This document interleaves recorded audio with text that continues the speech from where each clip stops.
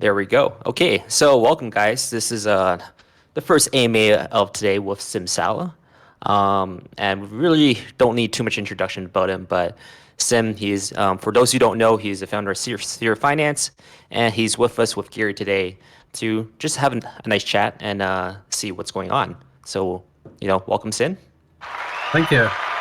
Wow, Yeah, we that's got rad. we got to have that in there since I have that.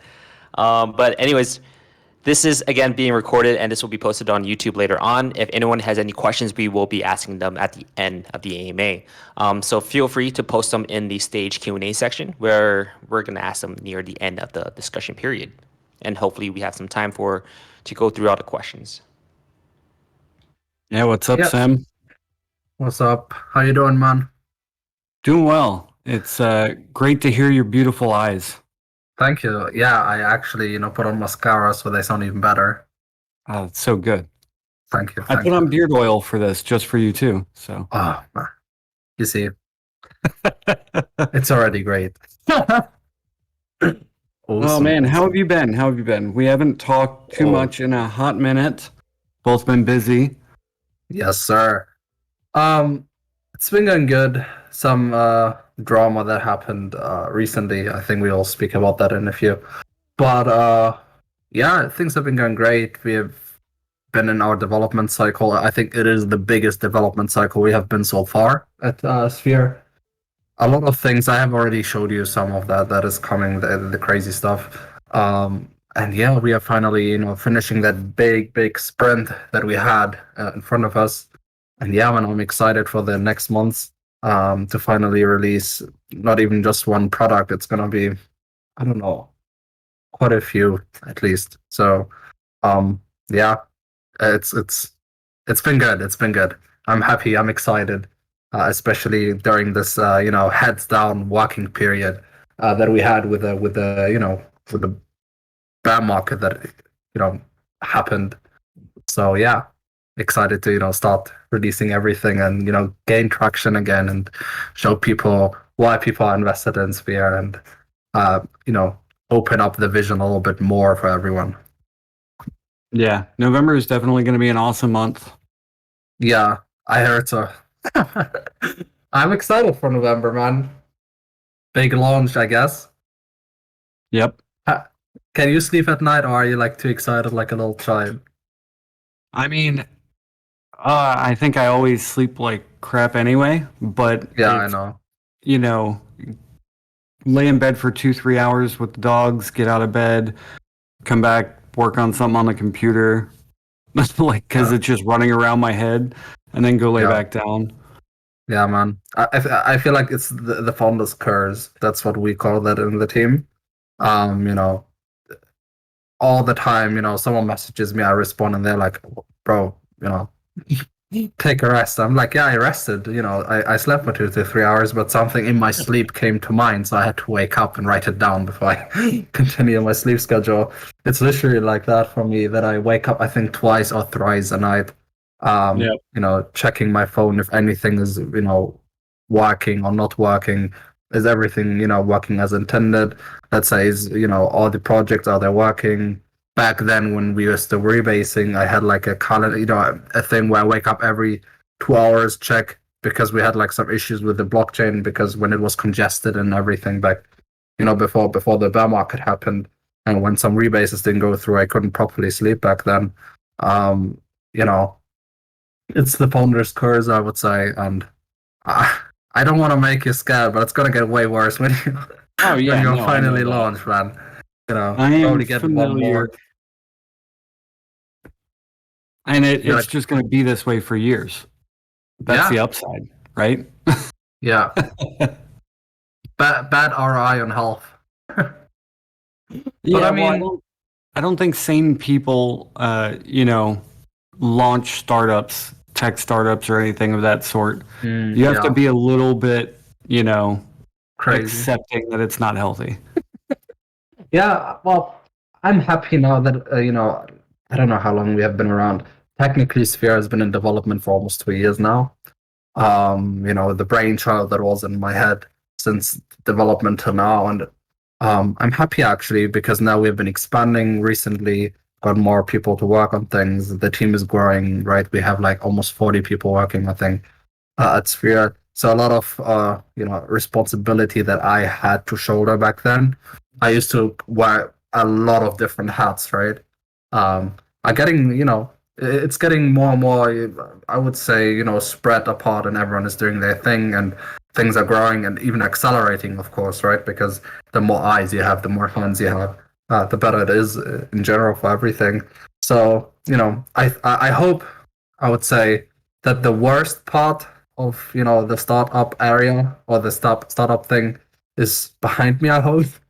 But I think the problem is with my team is that we always expand on new ideas that we want to build, and that effectively means we have more people, but the workload even gets more. So it's always, we have 20% more, people working at Sphere, but then the workload goes 20% up again, and then it's like, yeah, we have the same dilemma, right?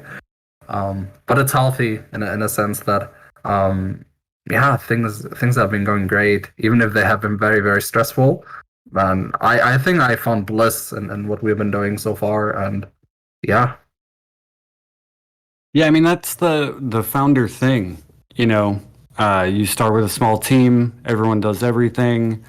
Then you start expanding your team, and you have to fire yourself from, different tasks and get those delegated out and entrust people, empower and entrust them to handle their areas. That was crazy. That was the craziest part, to be honest, because everyone in the team knows me by now. I'm very, very sort of checking everything, right? Like I back then, even if someone did the front end stuff, and my team is very capable of doing front end stuff, right, and the designs and everything, and I still had that urge to always look over their shoulders. Are you doing this right? Are you doing that right?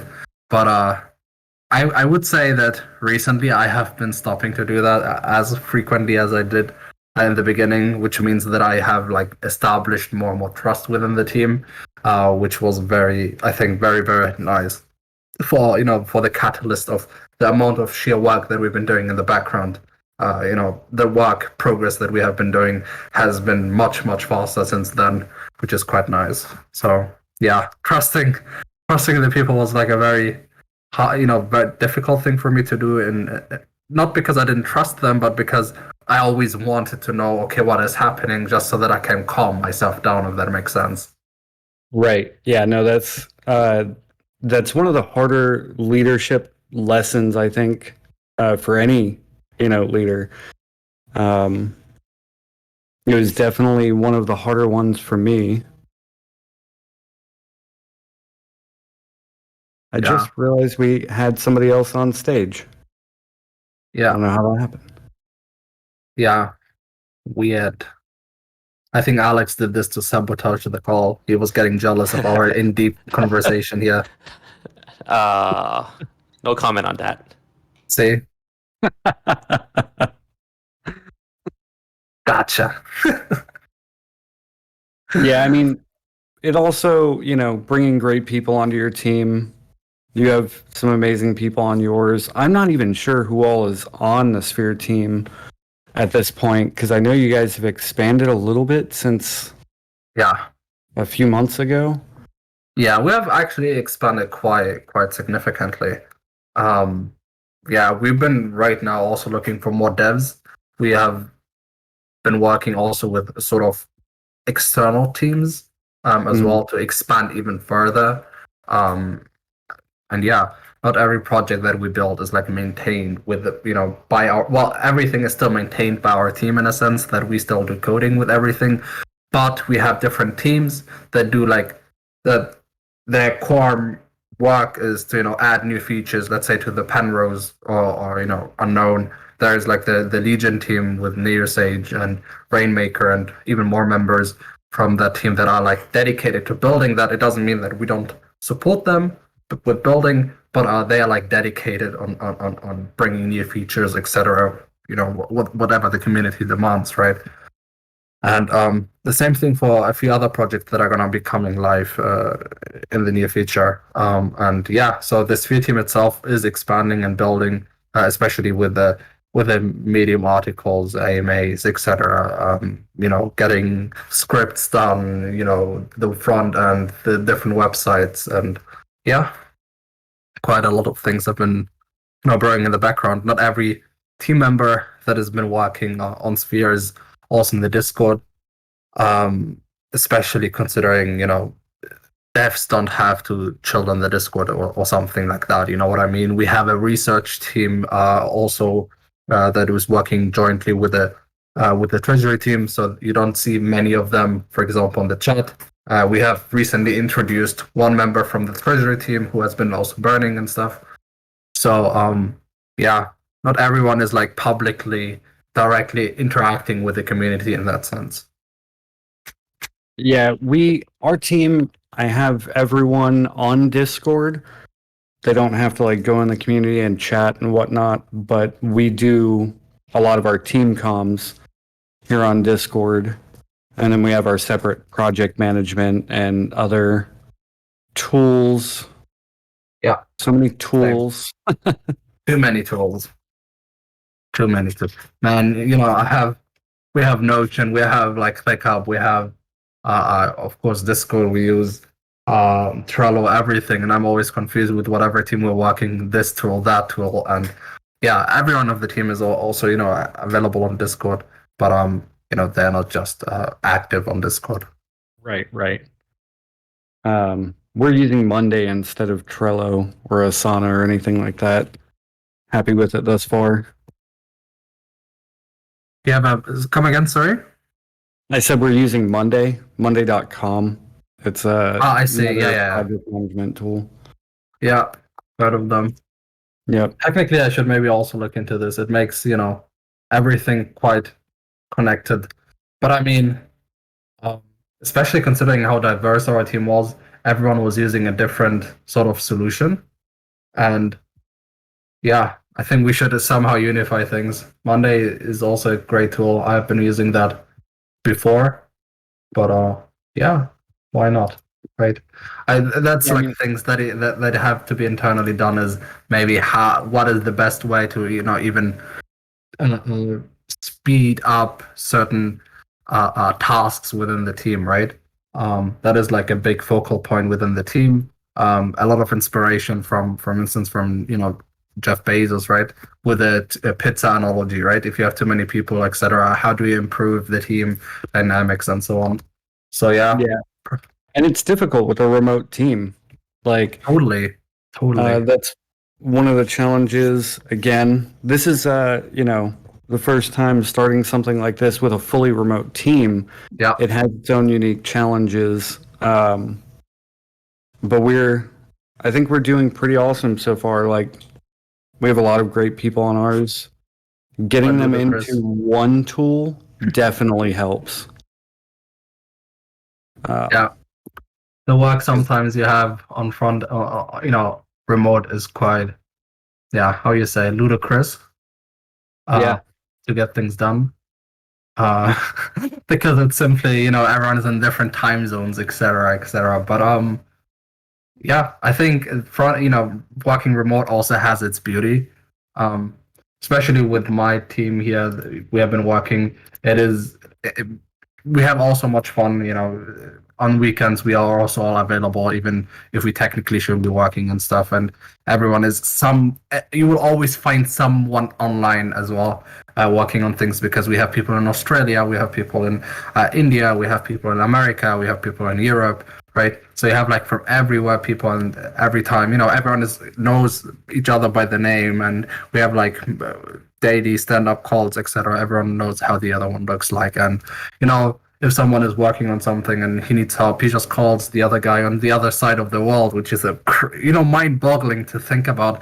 Last time I was traveling with my train and I was looking at Google Maps. I was traveling for 2 to 3 hours with a bullet train, and it was like such a small distance. When I looked at Google Maps, and then at the same time I'm sitting and talking with my teammate in Australia, right? It's mind-boggling to just think that, man. And But yeah, that's like the beauty of things. You sit down, have many different cultures, many different ways to speak about things. So I think, remote working has its uniqueness and its beauty as well. Yeah.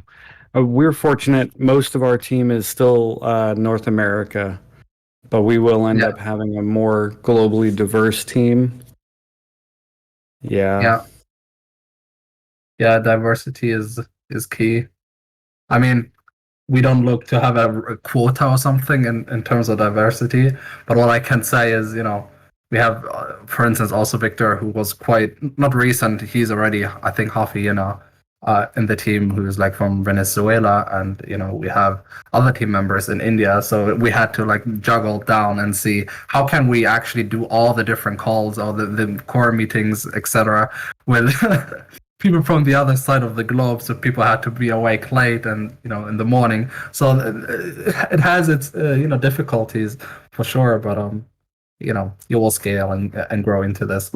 At one day, at one point, the beauty will be that probably Sphere will be so big that different time zones will have its own teams, right, talking, and then we have like one upper call or something, and then everyone has more quote unquote humane time zones to attend to calls and everything. So I'm looking forward to that. Yeah, the growth cycle. That'll be awesome and awesome and fun, and the hits get bigger and more frequent. Very much so. Yeah. But yeah, I'm very, very, very proud of, everything that has been worked on. Also, what you guys have been doing. I can't speak too much about things, but yeah, doing. Yeah, I would say quite okay. Alpha. Yeah, I know a bunch, but I'm not gonna speak about this here. Oh, actually, if you remind me after this, I can probably share some other alfalfa with you. Oh, Mexi, nice. That's very nice. Yeah, more longer term alfalfa stuff, but still pretty cool alfalfa stuff. Nice. Yeah, then, guys, I'm so sorry for everyone who's listening and doesn't get to have the sim privilege. I'm actually not. Well, I mean, that's the benefit of contracts, fortunately, right? NDA it in, man. Yep. That's the beautiful part. Yeah. All right. I saw that you wanted to speak about a certain topic today, so you want to... It's not so much a want, it's that I figured it's timely and relevant and, unfortunate crap, but... Yeah, I agree. You want to start? You want to ask questions? Yeah, so, you have any questions? I mean, we're talking about the 100 days debacle. I don't even know what else to call it beyond that. Yeah. And I don't want to turn this into like some strange shit talking session because that's not the intent. But it's unfortunate. What's that? Yeah, I would say, are we not doing this now? Just kidding. Yeah, go ahead, please. No, I mean it's just unfortunate to see this happen again. In any community. Yeah, it really, excuse my English, but it pissed me off. Yeah, I was sitting there and it was from I think it was Saturday. It should have been Saturday to Sunday, and I was like, okay, fine. I was working from I think 1 a.m. throughout the entire day to the night. Like I was crazy. I don't know what happened to me through that day, but I was working a lot. And then people came and they was like, hey man, did you see what happened with 100 days? And I thought, okay, did they launch finally some products that I was like highly anticipating? And they said, no, they shut down. And I was like, what? I didn't even know that. Like we were partnered and they didn't give me a heads up. Yeah. Right. So I was very confused. And then I came and I saw the message and I was like, what the hell, man? What happened? And effectively, people messaged me then and said, "Hey, excuse me if I pronounce or butcher the name here. Dabborn, a staff member at 100 days, allegedly said that funds have been sort of robbed or stolen, which I haven't been, I didn't know that, and to my surprise, most of the community didn't even know that, right? Till that very point in time. And Right. yeah, it was And that crazy. happened- You know, so much money gone, and no one. Well, what has been said in hindsight is that one person actually spoke to them about that, and they did, and that is like everything that unraveled in hindsight, right? That is like something that I knew after the fact is that you know, there was one person that said, "Hey, DT Mike D or something." Sorry if I pronounced the names wrong. Effectively asked for that.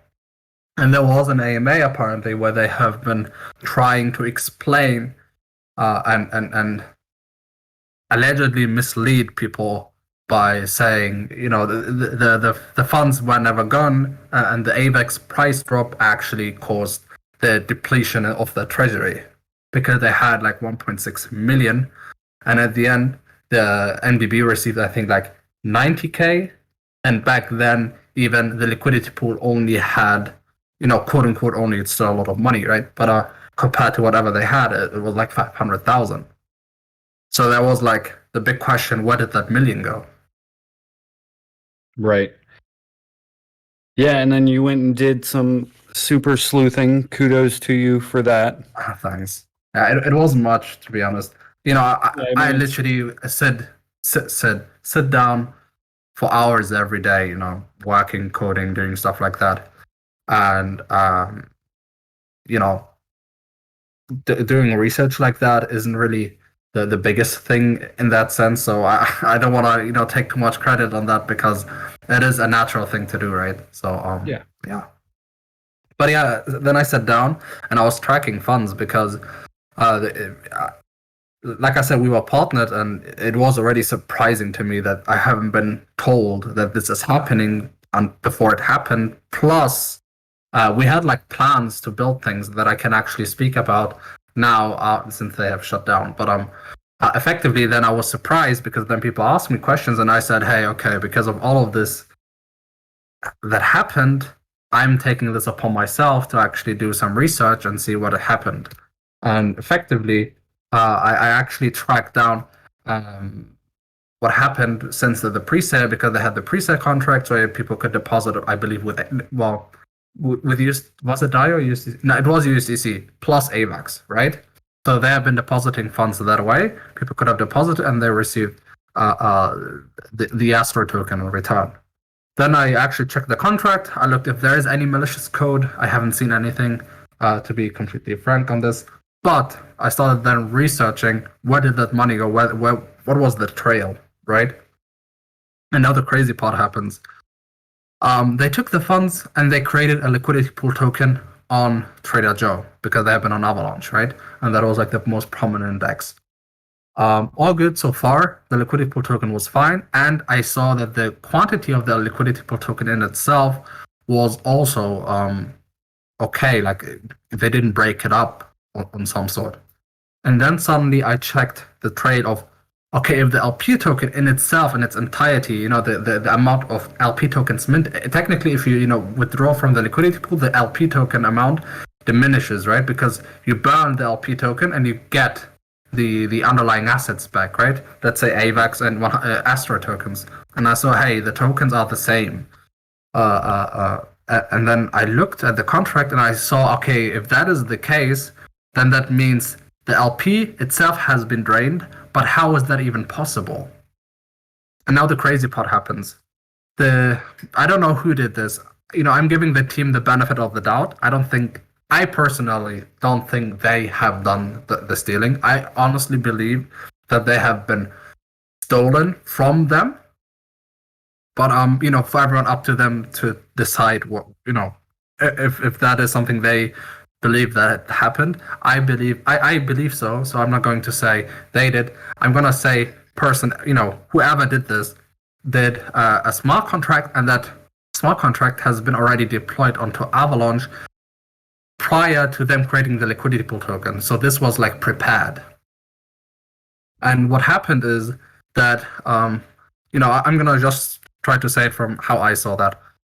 Prior to that, allegedly the team, the core team, deposited based on the instructions of the dev that the dev told them deposit your tokens in here, and it looked like, and they called it even a Trader Joe Master Chef, right? But a Master Chef is you can deposit your tokens, and there's like a debt, counter, accounting for how long you have been depositing your assets in that Master Chef, and based on that, you get a certain yield, right?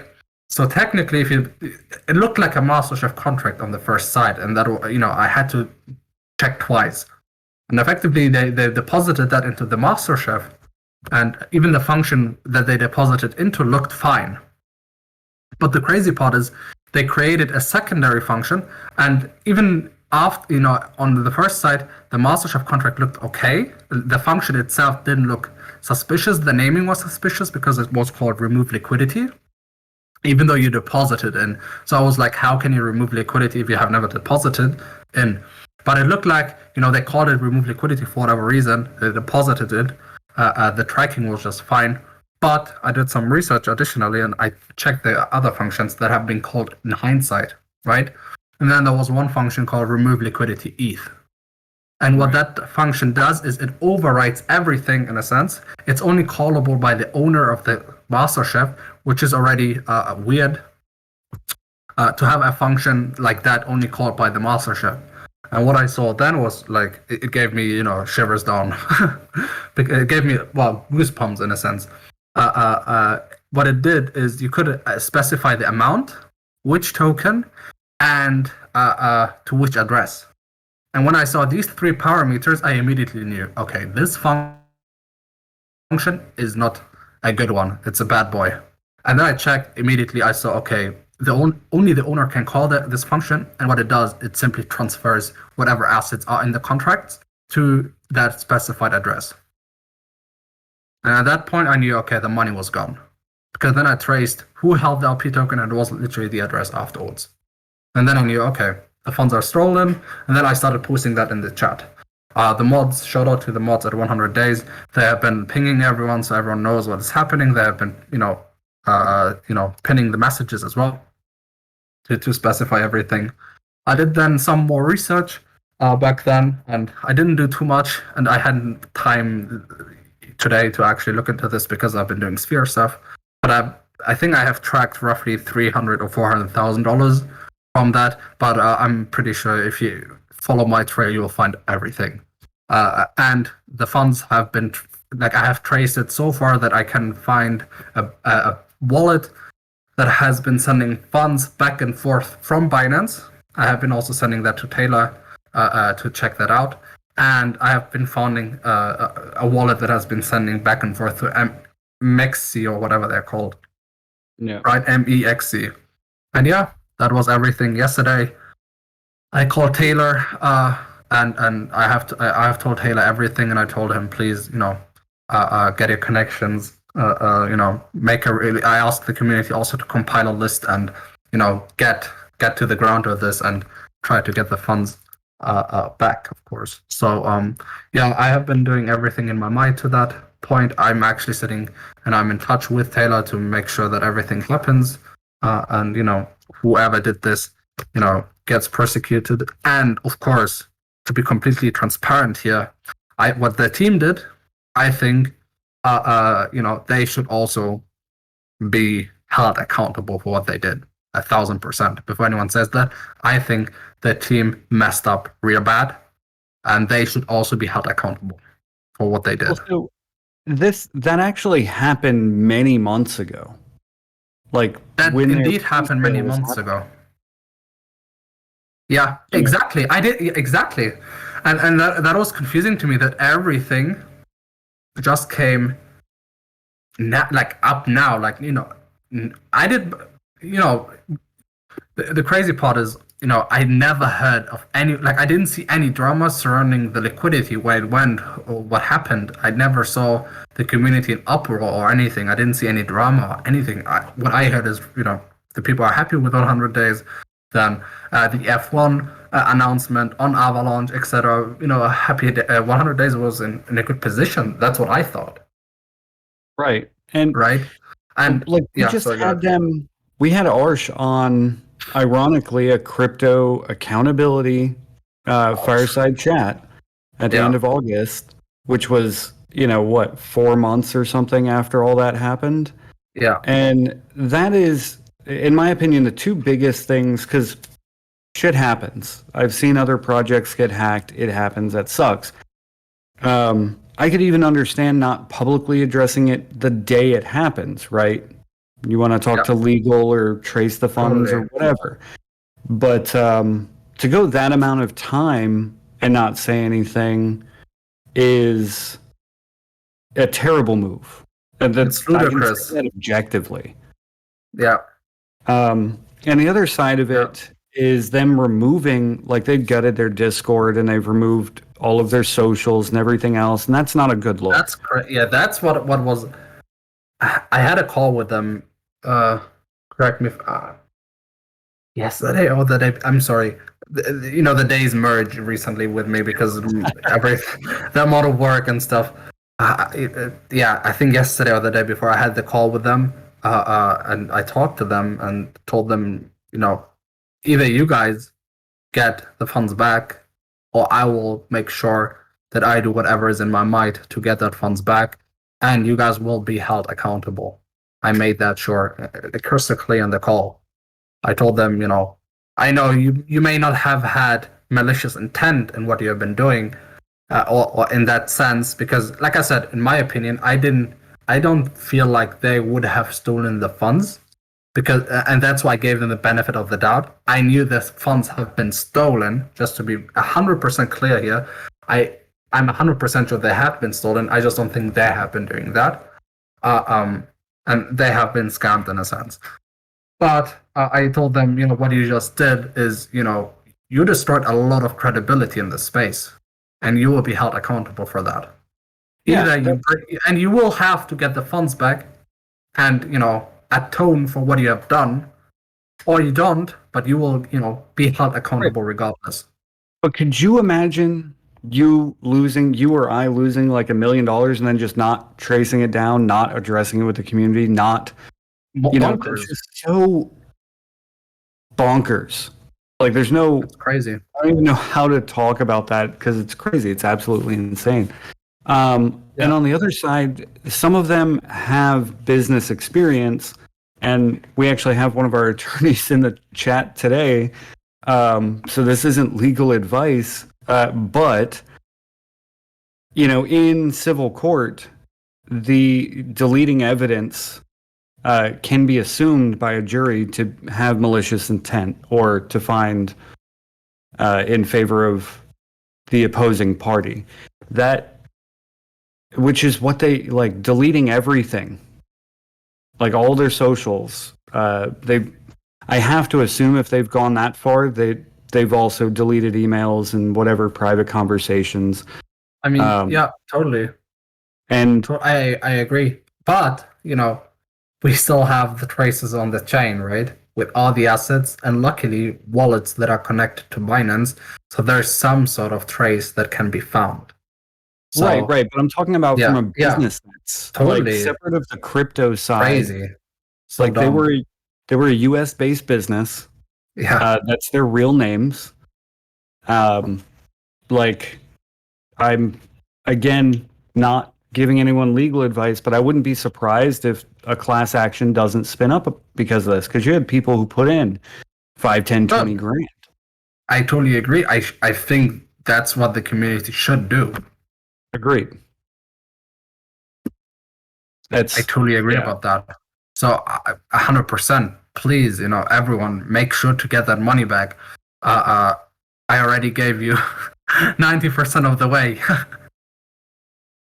Yeah. So yeah. Well, moving on from that, somebody had asked. I can't even find the question. It was by Partisan. Was asking if we would be immune to this type of malicious behavior with Gauss. And a project like theirs might have made it through vetting, through our curation process. That is possible. But one thing we're doing is all the projects launching with us don't get to rug. They don't get to hold their own liquidity. That is part of the benefit of being centralized. It may sound like overly authoritarian, but that simple step, we're also providing them with liquidity, right? We're pairing them with Gang. That's not like they don't get anything out of it. But that step alone, prevents that from happening. So again, it's frustrating to see there's ways to solve these problems, which can't be solved on every chain. Decentralized chains won't have a solution for that. And all of that's to segue into it, building into what we want to do with the Omnipool. Yeah, I think the beauty of centralization is, even, let's say, hypothetically speaking, in some way or form, it happens. With being so centralized the way you are, you can simply say, hey, replay, go back, and make sure that the funds can't leave, right? So, Right, we've even discussed a quarantine process. Like, this isn't something we've implemented yet, but like a quarantine coming into or out of the ecosystem. I think Optimism has a similar feature, right? Where you cannot exit or you cannot bridge out, except if you wait like a certain period of time, right? Like, I think 24 hours or so, to make sure that nothing malicious happens, right. And then people can exit, right? So I think that is like something very, it kind of sucks in that sense that, it reminds of a bank account, right? Because it's not instant anymore. But I mean, like, internal, like within the chain, everything is instant, or close to instant finality. But I mean, if you want to exit huge amount of funds out, or like sort of a circuit breaker, right? Then that's how I've described it exactly. Yeah. Even in our document somewhere, that putting in fuses and circuit breakers allow it to be programmatic and tripped under certain conditions. That is something we are actually working on. So, yeah, I agree. But man, gotta get them. Omnipool, we haven't. Go ahead. Sorry, I was just about to say, one more reason why I did that is because DeFi self-regulates, right? Because we are decentralized, we have to self-regulate as well. So that was some step to make sure that, of course, there are bad actors in the space, but then you also have good actors in the space who try to actually, make things for the better. You got to lead by example, so that, people step up and say, hey, whatever happened here, let me trace things, right? I gave a lot of one-by-one steps what I did. So, it's all like, if you checked the stamps where I've been posting things, you can literally see, okay, he went here to there, and you can learn what happened, and then you can see, okay, did this project work, or whatever happened to the funds of XYZ project in the future. I hope it doesn't happen to anyone, anymore, but, at the same time, it's like you wish that there's no crime in the real world. Very, very unlikely to not happen, but even then, you're equipped, and okay, I can do this and that to find actually and try to trace the funds, if they, where did they go, who received them, and maybe you can hold them accountable. Right, and that's I've said it before. Our very first fireside chat, was with a bunch of attorneys. We had an accountability chat. It's something that is very important, and friggin' unfortunate when this happens. But that's something else. Like, Avalanche will never pursue this, or the 100 days thing, right? Decentralized chains can't step in and pursue it. They won't. None of those swaps will step in and handle anything. So it just leaves communities hanging. But yeah, I think it's a two-sided sword, right? People want their freedom, sort of, right? Like, that is like the appeal to decentralized finance. But then people want centralization when things go sour, right? So it always has its beauty and it's ugly, if that makes sense. Yep. And Yeah, it's like a thin line that we cannot overstep. I think some regulation has to come in just to make it safer for the broader mass to come.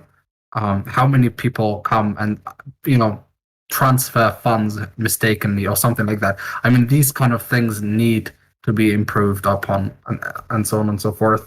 I think a centralized chain, let's say if you are trying to say that you're decentralized, even though you're like Omega centralized, that is a bad thing. But if you're like, we are a centralized chain, and that is like our entire appeal, or let's say our USP here, that we are centralized and we can control the flow of everything that is happening on the chain in a sense, then be my guest. That is a good thing. But if you try to do both, that doesn't work. Right, I agree. Well, we could talk about Simmons, Sphere and Gauss. We could talk about the Omnipool. You want to talk about the Omnipool? I think it's quite interesting. Yeah, haven't you Sorry, go ahead. No, I was going to say I've avoided it in chats with you previously because I hadn't wanted to go too deep into the weeds, but I feel like this is the right time in chat to preface this whole thing before we talk about any Omnipool stuff. This is Gauss 2.0 stuff, not something that's launching next month. This takes a lot of time to develop because even though we have a couple to look at, it's being built from the ground up and it's being done very differently than anything else out there. Yeah. So, what were you going to say before my little disclaimer there?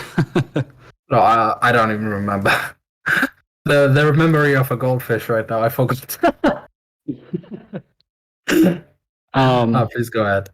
For anyone that's not familiar, that's the Omnipool is how I envision a lot of this will evolve like towards something like it. One pool of liquidity instead of a large fractured network of buckets of liquidity, which is presently what it is on every swap, which is a better system still than what you see with most stock market exchanges or anything else like that. The bid-ask ledger book system. Most all swaps today use the XYK model that Vitalik initially proposed, which was just a new market maker that was dubbed an automated market maker. And market maker, a CFMM. Yeah. See, that's the thing, trying to decide where to like simplify something, because we could have a 2-hour chat just about market makers. Yeah, I was about to say, if we start talking about that, the last time we talked about that, we sat down 3 or 4 hours talking just about different MMs. So yeah, if anyone's like interested, a while back, somebody in our Discord asked what I'd been reading. So if you scroll up, you'll see a whole bunch of links. What was that? So July 22nd, I posted it, but it's just a bunch of papers all about market makers, scoring rules, all that fun stuff. So great resources there. Try not to focus too much on the math. If you don't get it, just try to get the concepts, which is super important. But anyway, with the Omnipool, you just have that one giant literal ocean of liquidity in the ecosystem that, if done for an entire layer 1 blockchain, creates hyper efficient transactions and swaps. If we had 10 or 100 or whatever million USDC in there, every asset could be traded against that entire depth of liquidity. Math side gets really complex. It gets more complex because we're only having one out token, right? There's not liquidity tokens per pair. It's the liquidity token for the entire ecosystem, which nobody else has done that from what I've seen, and further complicates it, but further creates efficiency. I mean, there is like the dilemma, right? You technically don't have to create sort of a token, but sort of you want to have a token because it then gives composability, right? Right. If you don't have it, like technically you could track, just very, very broken down. Technically, you could track down one by one what a user deposited and which token assets, etc., etc. Technically speaking, that would be a possibility, but yeah, if you would do that, then the biggest liquidity in Gauss wouldn't be able to be used to, I don't know, be collateralized or anything in that sort of spectrum in the future. Also, just one example to explain to the majority on why an Omnipool, and that is something actually that was crazy because I was thinking of sort of like Hydra back then, right? But we had the conversation where I asked you, is it like similar to Hydra? Is if you look at the current liquidity pool or in general, you know, a DEX right now, how that works, most DEXs, of course, not every DEX, is that they have separate pools with their own liquidity. So let's say you have a liquidity pool, and you know, and sometimes you have even the same pair, let's say USDC ETH, into different pools, even though they're like the same pair.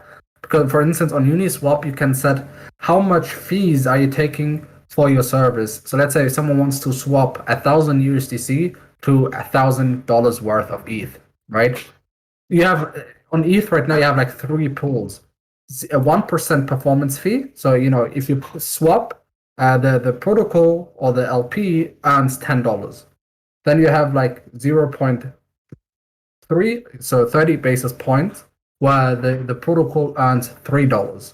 And then you have like 0.1, I think, because it's a volatile asset, where they earn, let's say, $1 for the swap, right? And that fractionalizes the liquidity even further, which means that swaps can't be as efficient in that regard, because when you try to do that, you have, let's say if you swap $1,000, but you have 3 pools each with $300, the slippage is too high, and you only get a fraction of what you wanted to swap because you don't have enough assets in the liquidity pool. But with an Omnipool or with a pool, or let's say a vaulted pool even, the beauty then is that the slippage is marginal because the liquidity is like used for everything, which helps a lot. Any 2 assets in the Omnipool can be swapped or traded as if they were directly paired against one another. Exactly, which means, you know, you can set 0. I don't know for the Gauss Omnipool, but you know, taking the Uniswap example, is you can say I'm depositing that for a 1% fee, 0.3% fee, or whatever, and you will be, you know, getting your service fee depending on your deposits, which is quite nice because then it doesn't mean anything wherever you deposit that. You know, the routing is quite good. A good example actually is GMX on Arbitrum or on Avalanche. They have a sort of similar model, I would say, or very. It's not the same way, but it explains it quite good. Is I believe you have no slippage trading or even synthetics, right? Where you can come and swap one asset, and then it can, you know, whatever they support, right? They have Bitcoin, I think, ETH, USDC, Link, Frax, and I don't know what else. But effectively, through any of these assets, you can swap slippage free because it is like all of them are paired to each other, right? And that means slippage free trading. And, you know, as soon as they got like integrated with aggregators, you know, most of the volume for these assets went through GMX because they had this fraction free trading experience. So, yeah, I think creating this. Sorry, go ahead. That was, I would say, creating this will be very, very nice for, you know, the ecosystem as a whole to expand, because you don't have the dilemma anymore of, you know, slippage, which a lot of different protocols sadly to this day still face. Right. Yeah, I mean, and for anyone who's not terribly familiar with how that works, slippage is the term when you have too small of liquidity and your price impact from a trade is too great where you see actual price change. If you only have $1,000 of liquidity in something and you want to trade $100 of it, your price impact is going to be huge. This allows you to, like he was saying, trade slippage free or swap slippage free because You'll have massive depth in liquidity across each thing, which is another reason that, we're looking at Gauss itself launching the initial liquidity of every project, because it does that as well. If we're able to put in whatever 20-ish%, 30-ish%, even 10% of various tokens when they launch into the Omnipool, we hold that liquidity token. They immediately have large depths that they can trade against. Because I know a lot of degens love hockey stick movement, but it's not healthy for the long-term sustainability of an ecosystem. It's going to happen from time to time, even with this system, especially with some massive brand launching or whatever, with a very low price point. Like, they're going to get bought up like mad, but it's just not healthy. Parabolic price curves just lead to hurt feelings. Yeah, a lot of crying happens. Right. Yeah. Oh, No, I thought I was agree. going to get out at the top, and I tried to catch a knife while it was falling, and so many bad Yeah. things. It do be like that. Mm-hmm. Yeah. But yeah, of course, disclaimer, I'm a big fan of, the Omnipool system. There is some similar systems coming out, let's say, the stable swaps that have that, where they have, you have like a vault system where you deposit a lot of your funds together.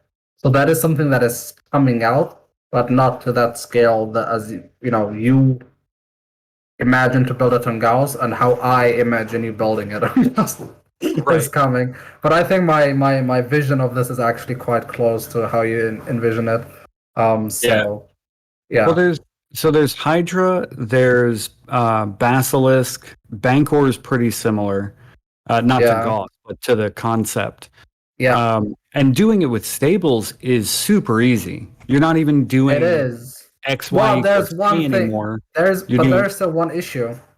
Technically speaking, you still have the volatility of potentially the token depegging, and you have to still account for that happening. So Right. there's Well, still, I wouldn't say it is easy, but when I say stables, I mean fully collateralized stable coins that have a low, quote unquote, low risk of depegging, you say? Yes, not USDT or Terra.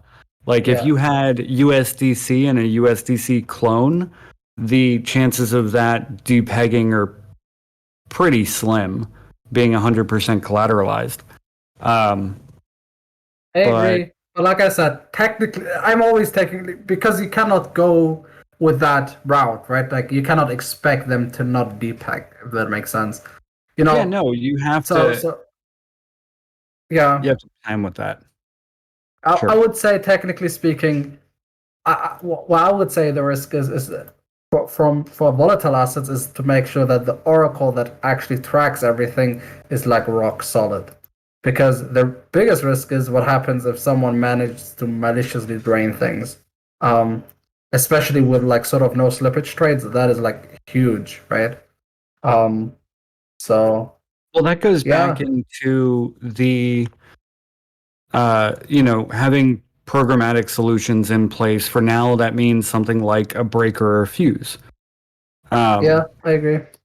And some of that, like alfalfa down the road stuff. I don't want to get too deep into it here, but I can say a lot of it's AI research stuff, right? Yeah. That is something that we're going to be big into. That's a huge part of why I think she's here in chat, or was. I don't know if she still is, but Lauren, she's a scientist. She's our chief science officer. Doesn't make tons of sense to most people with an early startup team, but it's a huge area of focus for us that we'll be heading into, that we are immediately thinking about, planning out. Okay. So, a lot of the AI, I've spoken about our plans with AI translation layers for blockchain games and metaverse stuff, but haven't talked about things like ecosystem monitoring or um, like how we can use artificial intelligence to do a great many things, even working with brands and whatnot. We can have pretty simple, low or no code solutions to say, what are your goals? This is the best solution. Imagine AI-based like web development, app development, stuff like that. Even like let's not say even about the contract standpoint, which is bonkers. And I think that is going like I said, in the future, a lot of things will be automated, especially fuzzing and stuff like that. I'm looking for that happening. Imagine people can check the contracts for previous hacks that have happened, and then you can actually cross-reference that with your code to make sure that your code is not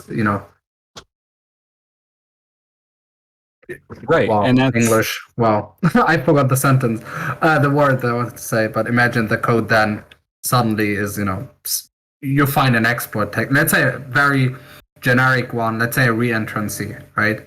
And then the code like Slither, I think, even does that by now, telling you, hey, you have a possible technical exploit here.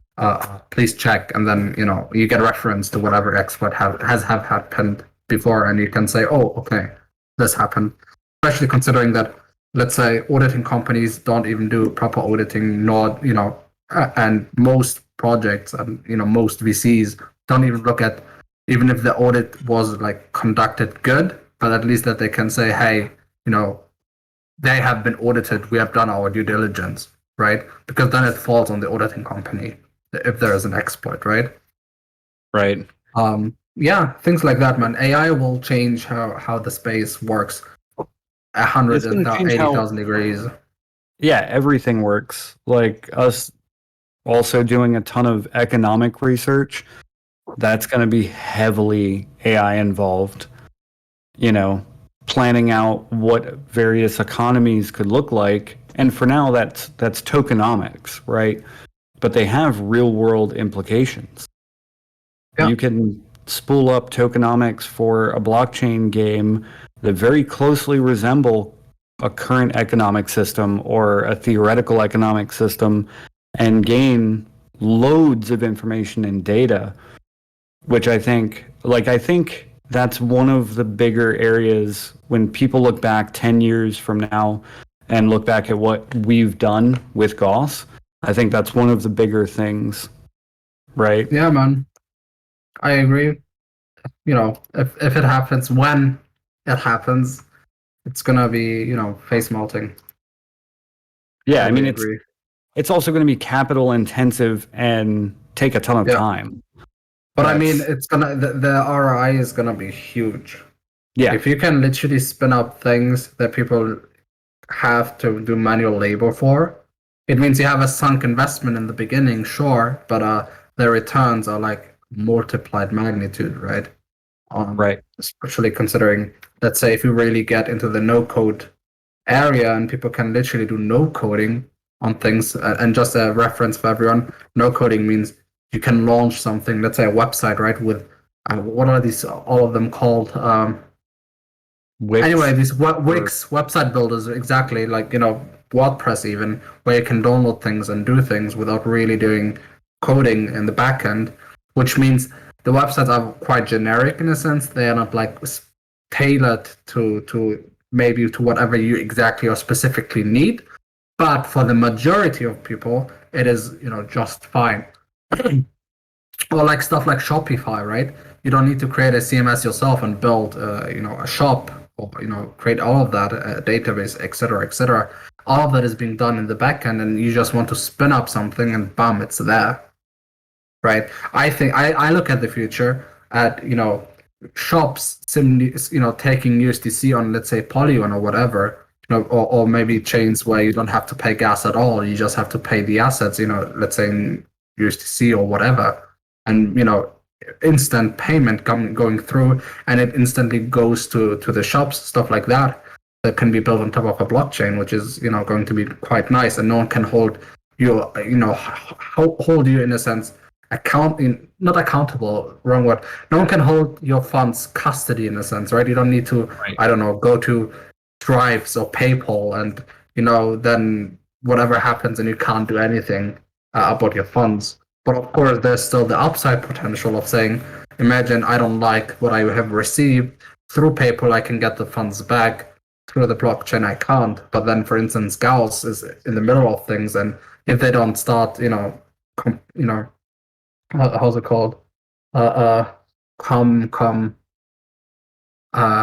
No, they don't adhere to what you say. You can simply close shop for them, right? Which is sort of, maybe not what decentralized finance wants for, but I mean, for centralized exchanges, that is great. And you don't even need to take any performance fees, right? Let's say don't take money from the transaction because you already profit from, let's say, them using the blockchain to actually do the transaction, right? Right. So that is like the beautiful part of things. And could you imagine what decentralized e-commerce would look like if there were no regulation, no accountability? That's literally the dark web. Right. Well, no, it's not even that, dude. I'm just saying, like, that's the first thing. Marketplace. Well, I mean, so like that's what. Yeah. So go ahead. I'm just saying that is something that I think is quite possible to be done. I just think that for that to be possible, you can never ever have funds that come from a customer be accessed by the contracts. And what I mean by that is, let's say someone pays, right, and does a transaction. For this to be actually feasible, even if the contract, like, you can never have funds within contracts, except for one, let's say a multi-sig or whatever. I mean, that way decentralized e-commerce could work. But I mean, if you open, decentralized e-commerce, I think all the regulation that has been done goes out the window. And I don't know if I'm a big fan of that, right? Like, the good part of stuff like PayPal, etc., is that they have to make sure that every shop that opens with them or uses them is actually legal, right? Or if they need to have certain criterias, they're not allowed to, if there's suspicious behavior, let's say a lot of bots buy things from that shop, that mean that there's something weird coming on, is the money laundering, etc., happening. But once it's decentralized and everyone can do whatever they want, bam, you have all that years of work, AI training, and everything out of the window, because literally people can buy whatever they want on the chain. So I think there is my dilemma with this, but yeah. Well, yeah, I'm not arguing against decentralization. I'm just saying, could you imagine if Amazon was run anything like Craigslist Marketplace? Nobody would use it to anywhere near the extent that it is now. Too complicated. Yeah, well, you would only get crap from it, a tenth of the time. You would buy an Xbox and get an empty Xbox box. Man, this reminds me of one thing. I actually bought that from a secondary marketplace when I was younger. I was playing on my Nintendo DS Pokemon. And I got a Pokemon card from that secondary marketplace back then. And whenever I used to play that game on that card, whenever I closed my DS, I think, every time the game just shut off. Because it was just a rip. It wasn't like an actual game. Or it was the actual game, but it was like a fake copy, right? But man, I was I don't know, 10 years old or so. That's shitty. Yeah, I never knew that, I received money, then I used that secondary market because I've been raised in a sort of poor environment back then. And I couldn't just go and buy always the newest games on at any market, right? So I had to let's see, okay, where can I buy it for cheaper? And then I did, and yeah, the game was still playable though. At least I could play the game, but I could never shut down my Nintendo DS. You got lucky there then still. Totally, I'm just saying, no regulation back then, nothing. You could sell literal crap. And I think that is literally the same thing that is happening or would happen. So we're coming up on, or we're just over an hour already. Do you want to go till 2:15 or just Keep Yeah, going till sure. you're like, screw this, I'm out, or what? Actually, I have received my food. I haven't eaten yet so far, so let's do it to 15, and then I can actually go and eat my first meal since yesterday. That's bad. You gotta do at least 2 meals a day, Sim, Yeah, even with I our will eat sedentary. my second. No, I will eat my meal in a few hours from now. But Don't make me yeah, come over there. And please come over. I'm literally gonna starve if you don't come over, and if I starve, it's your fault.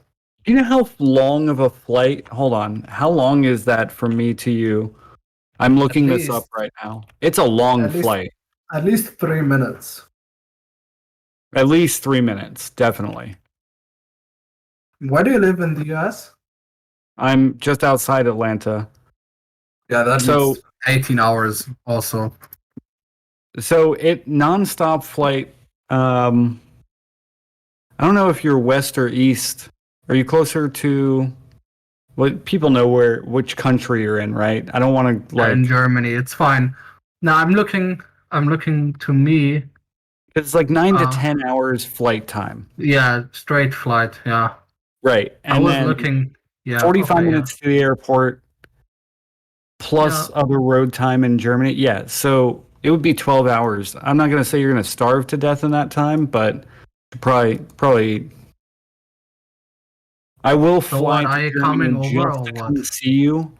Uh, we'll say I'm game to do it after Gauss 2.0 launches. How Man, about that that? is a long time. No, I'm not not working. really. I'm looking at Gauss 2.0 launch next year. That is a long time. Phew. Well, yeah, I'm not saying to not eat in that time, Sim. That's my whole point. Man, you're gonna make me starve. I'm not supposed to eat No, until next year. Okay, no, that I deal. didn't say do that. I said do not do that. Ah, don't do that. Okay. Damn it. Um, I'm excited for Gauss. I'm excited for, we didn't even talk about launching stuff, you know, Sphere launching stuff with us, when that's going to happen and all that fun stuff, but Really. another Yeah, chat, I guess. that was a conversation where you told me we need to make sure that I actually asked you about the past conversation. Did you get to talk about that topic that I have asked you about? Which I can't speak about this yet, but yeah, I've been for everyone listening. I had like 3 or 4 ideas that I wanted to launch on Gauss, and he was like, "Yeah, I gotta talk to lawyers, if we can launch that." Okay, I don't know if we can launch that yet. Can we launch that yet? I will ask and get back to you. And he didn't. You never get back to me about these topics. No, okay. So one of our first full-time employees, because we have 20-ish people on the team now, but most everyone's awesome and part-time, and that's amazing because it's allowing us to build and scale without having a massive burn rate. But one of Yeah. the first full-time employees we might have might be legal, our in-house Jeez, counsel. man. Like Yeah, I have there too is many questions. so much. We're about to have another agreement with another outside counsel because the legal work is just mountains and mountains of it. That particular question, anyway, we've talked about it and it's still a tentative no Oh man, at everyone this hate on point. Gary. No. Everyone, you're allowed to hate on Gary now. Hate on me, Just hate on the US and regulators. Like, you know, hate on him. Hate on him. um, it's possible that we could do something like that down the road Yeah. later next year, but it's gonna take a lot. And mind you, Yeah. we're also like most blockchains don't launch their own swap, right? Like Yeah. there's a bunch of questions that come from that. What is I'm creating plenty of headaches for our attorneys as it is. Yeah, they're lucky they don't have me around. Yeah, yep. Love you, Sim, but I Thanks. probably agree with that. Man, so many things that I want to build, but needs decentralization. So Yeah, I agree. And that's like, that's the up and the downside to what we're doing and how we're doing it. There's a ton of things I'd love to do that I know that we can't with this current framework. We might be able to do it with, say, a company out of Sweden, Hong Kong, or South Korea down the road that's a subsidiary of DOS. But again, you're talking about massive corporate hierarchical yeah, structures and legal teams and all that crap to get to that point. yeah, it takes some time from now on forward. But yeah, just so everyone knows, I can't launch everything that I want to launch, thanks to Gary being living in America. Yeah. So yeah, it's his There fault. will be cool things nonetheless. Regardless, yeah, of course. But I just have to tease you a little bit, I guess. I mean, I'm at where I'm at, Sim. I wasn't gonna, Man, do this. you were saying you're coming over. In Germany, it's a bit more lax. I mean, yeah. There's lots to be said about that in the U.S. Yeah. But yeah, no, I like I said, I'm still stoked about things. I will probably harass a little bit of your legal team as well with the questions. Can I launch this or can I not launch this? So, but yeah, Right. We're gonna end up having to assign an attorney to Sim and Sphere. totally. It's a good opportunity cost. Get that attorney and get a red project in return. Well, we need to do this again. We could do it on your server if you want next time. But Yes, sir. This has been awesome. We have a few Totally. questions that I'm going to let Alex take over and ask, and then we'll wrap up. Yes, sir. Yeah. So, I kind of want to ask this before because since we're talking about 100 days finance, but one person was asking about Birmingham was asking about what will Sphere build without them. But I kind of want to rephrase the question is, I guess, can you speak on like what you guys were trying to build before? And Yeah, sure. since that changed, like, are you still be able to build what you want to build, so to say? Okay. Yeah, the cat's out of the bag, I guess, and I can just speak about things. I think that it is a bit on ice now. It isn't something I would say 100% vital, um, in that sense. But effectively, we were synergizing on getting real estate fractionalized and tokenized on chain. You can imagine, let's say there's a house in wherever, right? Like in the US, for example. Quite with crypto and everything, unlikely. But let's say everything happens and you have a house in the US that you can, buy a fraction of KYC free via the blockchain, right? Where you also earn yield, that is, let's say, the rent. Okay. Effectively what we wanted to do is they were getting everything on chain, right? Or the connection on chain, and we would build the infrastructure for that to happen on chain. Let's say the fractionalizing and the buying of said assets and getting the yields, etc. Another thing that we were working on together was, brainstorming, is maybe we could do a real estate backed stablecoin, but there's a lot of regulatory headaches, especially considering if you have done any research recently about the MakerDAO situation, for instance, where real estate or RWA, it is quite a delicate topic to say the least. And the next thing would be, of course, imagine you have real estate or you have that, tokenized real estate that you have, but it's sort of in a limbo of being illiquid in that sense that it's not like USDC or something. You would earn yield on that, but you really can't go and buy something with it except if you sell your tokenized asset, right? Where our own stablecoin, when Priam launches, we could have taken the real estate tokenized version and collateralized against it. Effectively, you still hold custody of, your asset, but at the same time, you can collateralize against it. We farm the yield, the rent or whatever, you get a part of that. We take a performance fee, and you can take our stable coin and do whatever you want with that. In hindsight, and whenever you want your asset back, you can pay off your loan and take the your tokenized asset back and do whatever you want, right? So that is something that we have been researching. It doesn't mean anything in Sphere as it is now not functional. It was something you were helping build for them with them, or that was the intent. Well, I mean, it is it's a synergy for both, right?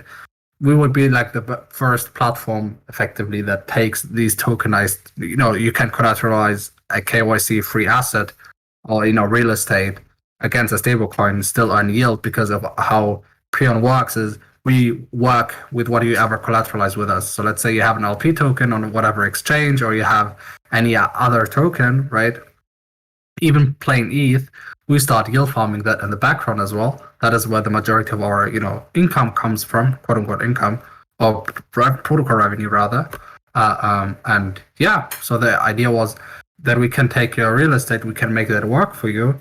You take most of the yield that we generate, we take a performance fee from that, and at the same time you can do whatever you want with our stablecoin, and at the same time oh okay, my assets are actually also being farmed at the same time for the highest income, in a sense, right? The protocol will do its due diligence to get the highest returns on whatever assets that I'm depositing. So we actually have a company in the U.S. I don't know if you knew this or not, but there's one called Arrived Homes that just got approval by the SEC to launch, and they're basically doing fractionalized equity in real estate. It's supported by Jeff Bezos, Zillow, and Salesforce. It's going to be huge. It is going to be a huge market, but the downside or dystopian outlook of that, of megacorps just owning all private real estate, that's where that's leading, right? Like totally. Private real estate will dwindle because they're going to just ramp up and ramp up and ramp up and buy more and more homes. It's the project that you're talking about would be awesome and interesting. This side of it, where you have like megacorps stepping in and doing it, and like, oh well, you too can be a fractional landlord for $100. Like, that's starting to get. I mean, to be honest, I really don't have an opinion on this. I think it's the free market, and everything has its sort of dilemma in that sense. And I think even if that is the case, I know that the market, in the end of the day, will, do its thing, right? So, well, I don't even think that is decentralized fashion. It could be done awesome and well, and I could see such a project succeeding, supporting that and everything. I'm saying, sorry, go ahead. Bezos doing it is. It's scary, right? But I think it also has its beauty to it, because if corporations will do that, I mean, I think then the market, or the real estate market, will become way more competitive in that sense, which is at the end of the day best for the end consumer, I guess, or hopefully, than when everything is like private, right? So, I mean, that is something that I'm hoping, right? Especially also considering, sorry for my voice crack, also hoping for that, people will still be able, maybe there's a limitation on how much equity you can hold of a certain real estate, so you never can hold 100% of it or something. That would be also maybe a good way to limit things, and yeah. Right. All right. So Did you want to go to the next question? Oh. Yeah. All right. Yeah, we're just going to have one more question, and I just want to be courteous of Sim's time, but I think both Gary and Sim might be able to talk about this, but this is by John from Gauss. He's part of our team, and he asked, can you discuss how last week BNB hack validates what we're building with Gauss? Binance was able to stop chain activity and recover close to $4 million because it's semi-centralized, but the hack still happened due to a bridge vulnerability. Yeah. You wanna? Yeah. So Binance, for anyone who doesn't know, they have 21 validators, I believe, and are one of the more centralized blockchains. And they had a bridge hack that happened. I don't know, was it 400 million was the total hack, or was that what they recovered? I don't remember. Off the top of my head, I thought might be $500 million, but Yeah. Yeah, the it was a might pretty be 400 that was recovered, but still 100 million lost. I'm not entirely sure about that. Because it has been Right. bridged off chain, yeah. Yeah, but they recovered 400 million. This is part of what we were talking about earlier when we were talking about having some sort of programmatic breaker fuse and quarantine times and things like that to prevent things of that nature. I think it does validate, because if you look at any other big hack, like the $600 million Ronin hack that wasn't recovered, I don't think any of that was recovered. There's lots and lots and lots of hacks that happen where nothing's recovered because there is no centralized authority to step in and hold anyone accountable or to hit a pause button when needed or to create a breaker or a fuse on Ethereum or any other decentralized chain. There's ups and downs to everything, but that's definitely one of the upsides and in my opinion, a value of what we're doing, and that definitely validates what we're doing. So, did you want to say something on that, Sim? No, I was about to say, that's what I spoke about, right? Which is like the USP is that Binance sort of touts itself as pseudo decentralized, even though it's not, which is like a bad thing, right? In my opinion, because people think, okay, it's supposed to be like DeFi, right? Like they say we are like empowering DeFi projects, but in the end of the day, you can shut off the chain, which is like why people mock Solana for, right? And BNB is also in the same quote unquote boat. But if you say, hey, we can't do that from the very beginning and everyone knows, then it's great. Also, why most of the funds were not recoverable anymore, because a lot of the assets were on Phantom and on Ethereum for bridges. So, Yeah. Well, it's been. Sorry. But yeah, I think that was the last question that we have for Sim. But I guess, Gary, do you want to just do like a conclusion or just the ending statement? Yeah, I was going to say it's been awesome chatting with you, Sim. likewise. Definitely appreciate you coming over and hanging out, having this awesome chat. We got to grab schedule time on each other's calendar. It's crazy. Man, it's like you wake up when I go to sleep, and you go to sleep when I wake up, or I don't know what it was the past weeks, but we always like literally missed each other by like a hair. Yeah, and mine fluctuates. I'm sure yours does too. Like my Yeah, it's schedule crazy. fluctuates. I'm up till 3 in the morning, or maybe I'm up till 6 or 8. Yeah. Or maybe Yeah. I'm trying to go to bed at 2 and it doesn't really work and I'm up till 5 anyway. It's good times. Yeah. Sucks. But It also sucks, but good. it's awesome.